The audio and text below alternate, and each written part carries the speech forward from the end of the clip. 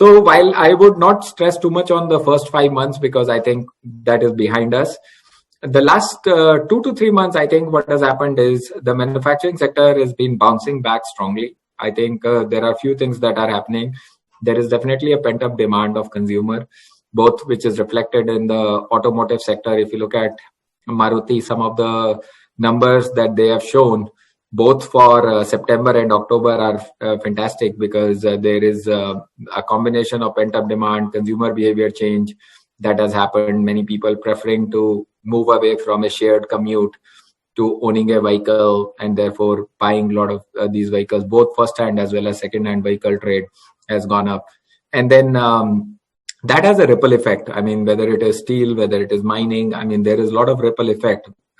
Because the ripple effect both happens negatively as well as positively. So now I think we are on the positive swing.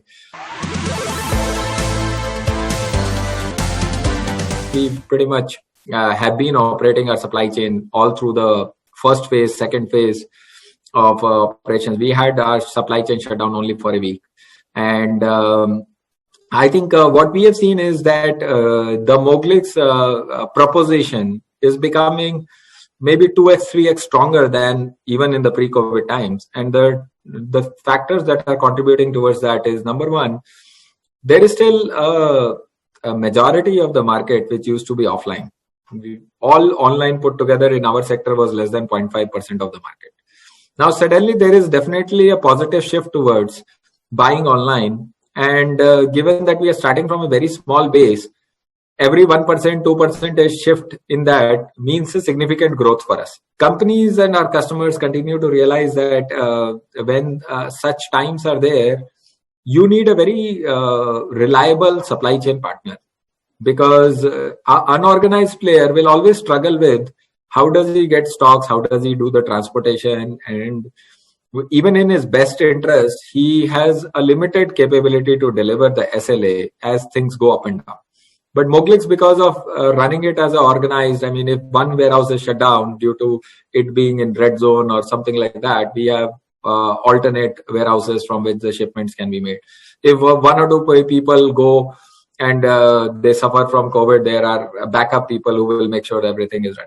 So, and I think that reliability is very, very important. And we see more and more customers wanting to come on Moglix as a platform. We did a supplier event last month called Daksh. And every single supplier who was on that virtual call, and I think it's basically all of them had a very, very simple sort of this thing, that how can we work with you more, and how can you enable us to do 2x, 4x business than what we are doing today. On the customer end, as you said, the supply chain element being broken. So I think firstly, over the last 2 months, all of those elements are now on our supply chain back to normal, or as we continue to improve our operations, it is becoming higher and better than what it was during the pre-COVID times as well. So I think in that sense, the delta between what a offline supply chain and distribution can deliver versus what Moglix can deliver continues to widen. And I think that is going to remain true in the coming times, because as we establish more footprint, become stronger and stronger team. We have been hiring for the last 4 months across the different centers, so the team continues to grow in that direction. We would be seeing the trend of this movement from offline to online, and people wanting to work more and more with the organized distribution which can deliver consistent SLA. What happened is COVID times actually strengthened the entire configuration, network configuration, and the business model configuration of Moglix strongly, because we fundamentally built our supply chain and configuration as city, state, national, international. So we have kind of 4 concentric circles. So if a city is in lockdown, we can still serve the customer. If state is in lockdown, we can still serve the customer. If state is not in lockdown, we can give the national supply chain efficiency. If the international are opening, we can deliver the international. So if you look at it, you literally have 4 circles of optimization based on what is available. And I think that becomes a massive strength for the way we have gone about building our entire supply chain and network.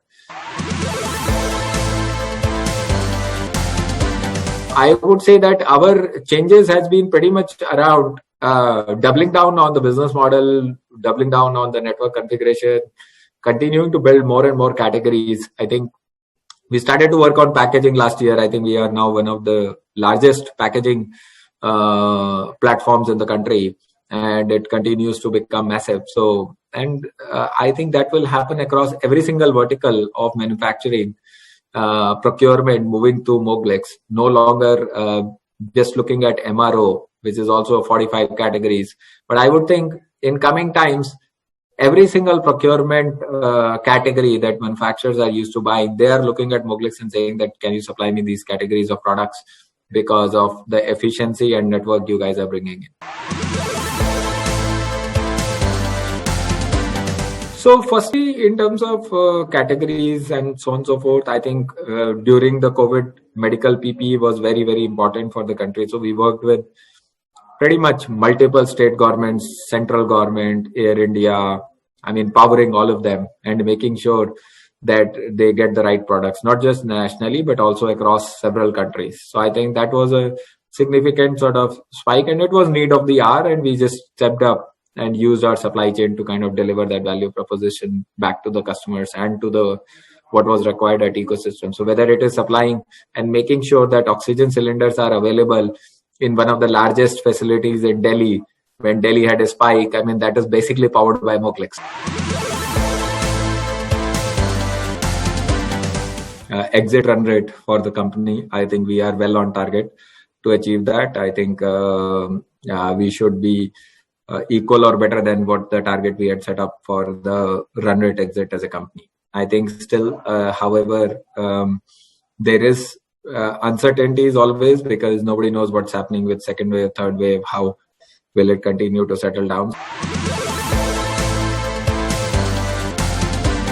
I think there are more macro changes which are going to be medium to long term than there were short term sort of like hiccups here and there, but I think I'm more keen to understand what will happen in 18, 24 months or over the next 3 to 5 years in terms of India stepping up, Vietnam stepping up, all the other Southeast Asia countries probably stepping up in terms of their manufacturing, in terms of reconfiguration of the supply chain of the world.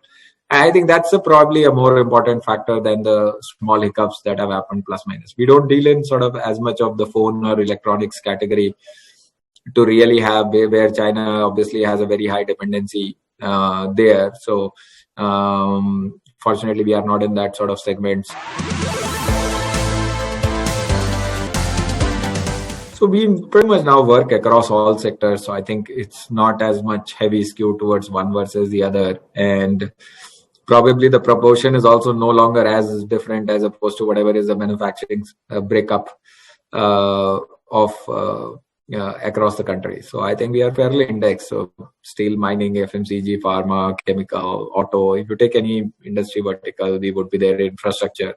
So I think that element of what used to be a case 3-4 years back when we were a little bit more auto and steel and some of those is no longer the case for us. So it's a fairly broad-based ecosystem of manufacturing company, because the value that we bring is applicable pretty much for every single manufacturer in the country.